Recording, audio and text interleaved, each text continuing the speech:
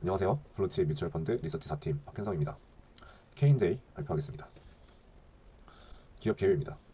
최대 주주인 심호석 외 3인 24.09%만 보유 있습니다. 따라서 이 최대 주주의 지분 희석을 막기 위해서 현재 자금 조달할 때는 채무를 지거나 보유 현금으로 자금 조달을 하고 있습니다. 따라서 지분 희석이 될 가능성이 낮은 종목이라는 점, 이것도 장점이 되고 있습니다. 산업 분석입니다. 이제 K&J를 알려면 반도체 공정 중에 시각 공정을 알아야 합니다. 시각 공정은 전체 공정의 30%를 차지하고 반도체 제조사의 장비 투자액 중에 40%를 점유하고 있습니다.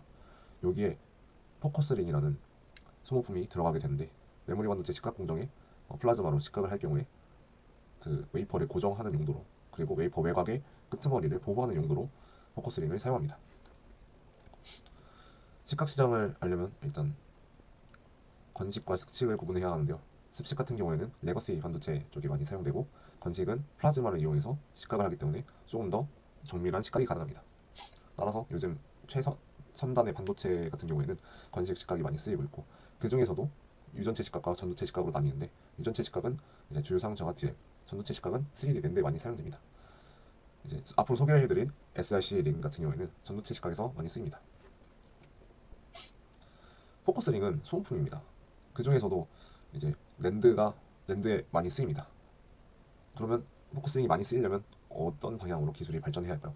그것은 바로 랜드의 적층이 늘어나는 것입니다.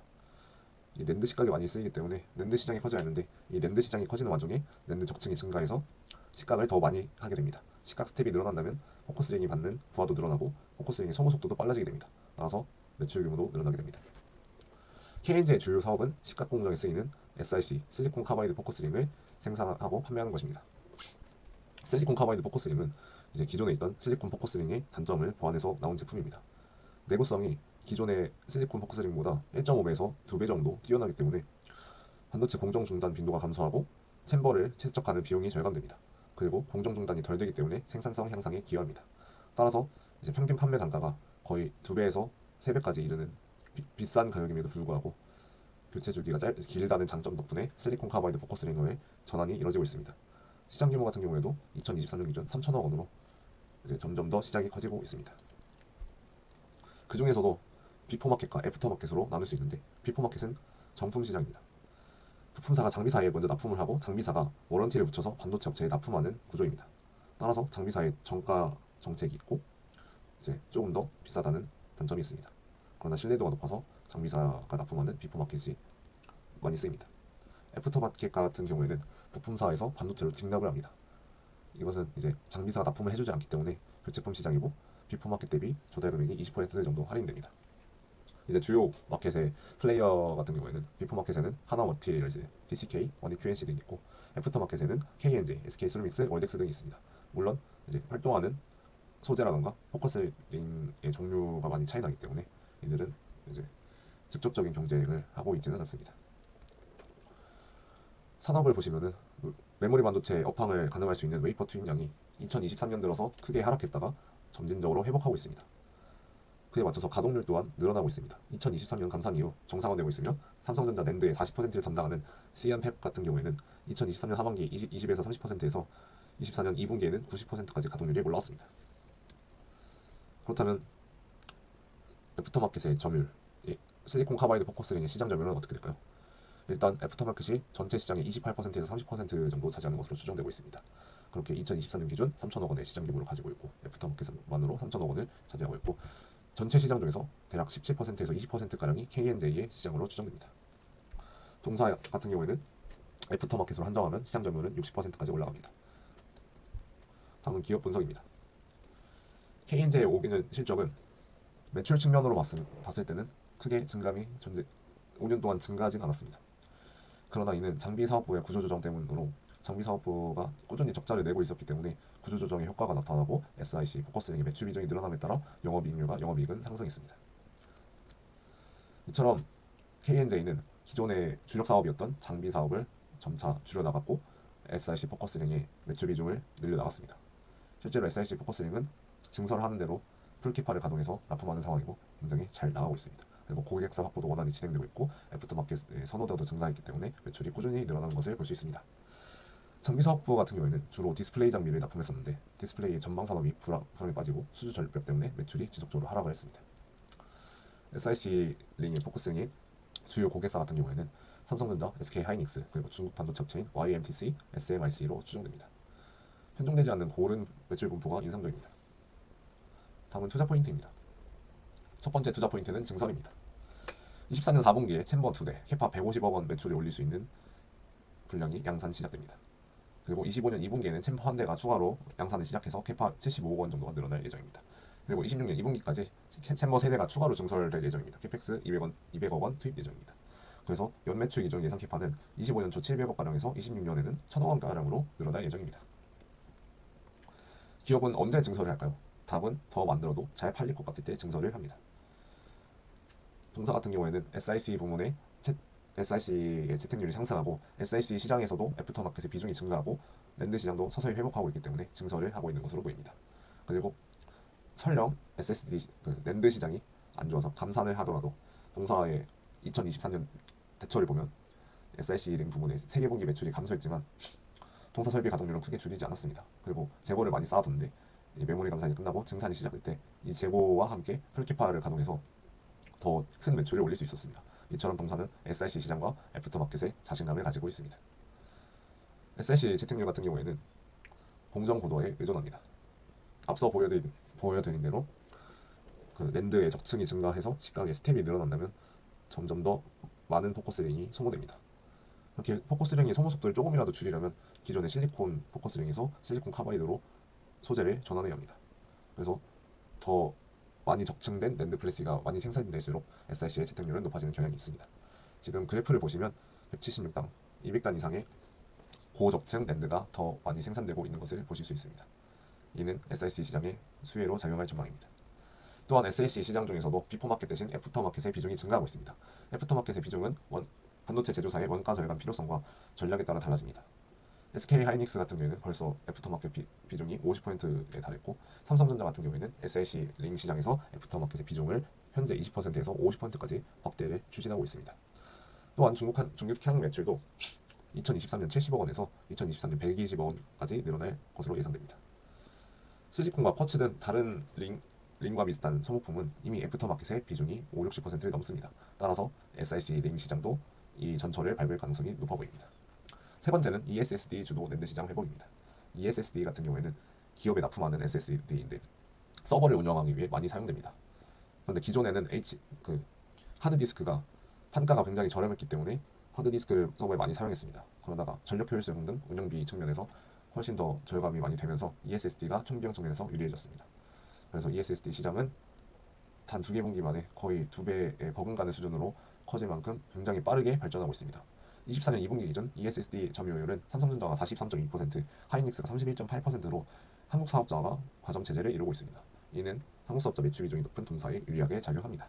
따라서 증설을 하고 있다라고 볼 수 있습니다. 두 번째 투자 포인트는 적자 사업부 정리입니다. 찰리 먼거 같은 경우에는 코카콜라를 투자했었는데 코카콜라가 1980년대에 영화, 와인, 새로 사육장 사업 등 다양한 사업을 가지고 있는 어설픈 복합 기업이었습니다. 그러나 코카콜라는 이내 부진한 사업을 정리하고 원액 시럽 제조에 집중해서 10년 동안 주가가 10배 상승하는 굉장한 상승을 보여주었습니다. 이처럼 찰리머거가 좋아하는 투자 방식인 암수술 공식을 사용하는 기업에게 투자하는 것을 굉장히 즐겨 했습니다. 앞서 말씀드린 암수술 공식을 이제 동사 같은 경우에도 잡습하고 있습니다. 이미 2021년 장비사업부가 계속 적자를 내에 따라서 구조조정을 했었는데 이 이후에 영업이익률이 크게 올랐고 2024년 9월 30일에는 장비사업을 아예 영업 정지하기로 결정을 했습니다. 그래서 여기서 발생하던 연간 60억 원 가량으로 추정되는 적자가 해소될 전망이고 이제 SIC 포커스링 부문 영업이익률은 30% 수준으로 알려져 있는데 동사 전체 영업이익률이 현재 10% 중반에 머물러 있기 때문에 이를 개선시킬 가능성이 큽니다. 그래서 동사의 수익성이 크게 개선될 전망입니다. 다음은 리스크입니다. 첫 번째 리스크는 랜드 플래시 시장 둔화입니다.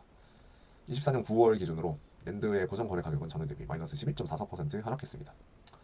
이 때문에 메모리 시장이 둔화되고 랜드 시장이 둔화에 대한 우려가 컸습니다. 그러나 여전히 랜드 현물 거래 가격은 전년 대비 7.4% 상승하는 등 견조한 흐름을 보이고 있습니다. 또한 삼성전자, 하이닉스도 증산 이후 구체적인 감산 움직임은 아직은 보이지 않고 있습니다. 아마 가동률의 하향 조정보다는 가동률의 상승 속도를 완화할 것으로 전망됩니다. 두 번째는 SIC 포커스링의 경쟁사 진입입니다. TCK와 DS테크노 간 특허 소송전이 벌어졌습니다. 이 특허 소송 결과 물성 특허는 무효가 되고 제조 방법 특허는 유지가 됐습니다. 물성 특허가 무효가 되었기 때문에 TCK 외의 업체가 이제 시장에 진출해서 지금 개화가 되기 일보 직전입니다. 현재 동사는 DS테크노와 함께 SIC 애프터마켓에서 경쟁하고 있습니다. 그러나 SIC 애프터마켓에는 하나머티리얼즈, TCK, 월덱스 등이 이제 진입할 수 있다고 여겨지고 있습니다. 여기서 경쟁사 비교를 하자면 TCK 같은 경우에는 수율, 기술력 측면에서 매우 우월합니다. 전체 SIC 시장을 70-80% 정도 점유하고 있습니다. 그러나 대부분 비포마켓이고 애프터마켓의 소량 판매 중이나 비포마켓에 납품하는 장비 고객사들과의 관계를 고려하면 적극적인 판촉이 불가능합니다. 비포마켓의 비중이 줄어들게 되면 장비 고객사들이 얻는 이 차액 이익이 조금이라도 줄어들 여지가 있기 때문에 이에 대해서 불편한 감정을 가지고 있을 확률이 높습니다. 따라서 비포마켓 비중이 높은 TCK는 애프터마켓에 적극적으로 진출하기는 힘들 것으로 보입니다.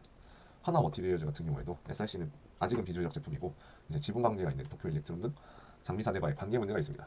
따라서 적극적인 진출 역시 힘들 것으로 보이고 DS테크노는 이미 시장에 참여 중이지만 전체 실리콘 카바이드 시장 점유율의 3%에서 5%로 추정되는 작은 비중을 차지하고 있고 또한 앞서 말씀드린 TCK와의 특허 소송전에서 제조 공정의 특허는 무효가 되지 않았기 때문에 이 특허를 회피하기 위해서는 수율의 일정 부분 희생이 불가피해 보입니다. 그리고 TCK가 계속해서 특허 소송을 제기하고 있기 때문에 상대적으로 열등감이 입지에 놓여 있다라고 보여집니다. 월덱스 같은 경우에는 SIC 매출 비중이 매우 낮고 이제 공장 증설이나 SIC 시장에 진출할 의지가 약합니다. 그래서 경쟁 상대가 되지는 않을 것으로 보입니다. 결론은 일정 부분 경제 감정이 나타나겠지만 SIC 포커스링의 채택률이 지속적으로 확대되고 그 중에서도 애프터마켓의 비중이 증가해서 동사가 플레이하고 있는 시장의 파이와 캐파가 동시에 커지는 시장 성장에 기반한 동사의 체급 기울기가 나타날 것으로 보입니다. 또한 동사의 엔진은 2010년부터 키워온 기술력과 80%대의 높은 수율에 있습니다. 그리고 적은 캐파로 인해 현재는 한국과 중국에 편중되어 있는 판매처도 앞으로 일본과 북미 등 다른 시장으로도 이제 확대할 수 있는 잠재력을 가지고 있습니다. 그렇기 때문에 경쟁사 진입이라는 리스크는 시장의 파이가 커짐에 따라 심하지 않을 것으로 보입니다. 밸류에이션입니다. 2024년 실적 추정은 풀캐파를 가정해서 매출액을 추정했습니다. 또한 매출 원가 같은 경우에는 이제 대부분이 가스나 전기세를 사용하는데 현재 전기세 인상 소식이 전해지지 않고 있고 그리고 천연가스의 분기별 평균 단가도 크게 유의미한 상승이 보이지 않고 있어서 다음과 같은 매출 원가율을 가정했습니다.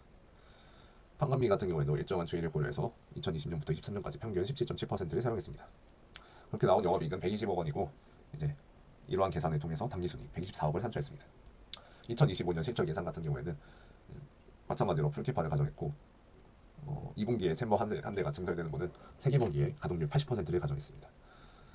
그리고 매출 원가율 같은 경우에는 매출 수율 상승과 매출 원가율의 조금의 하락을 가정해서 440억 원 나왔고 판관비 같은 경우에는 이제 장비 사업부가 영업 종료가 되었기 때문에 이 부분에서 일정 부분 구조 조정이 있을 것으로 예상해서 16.8%의 판관비율을 적용했습니다.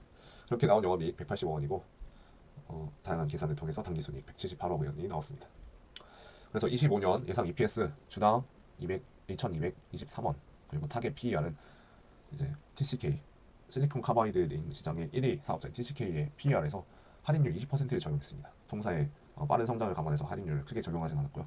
그래서 13.3배의 타겟 PER을 잡았고 그렇게 나온 타겟 프라이스는 29,560원입니다.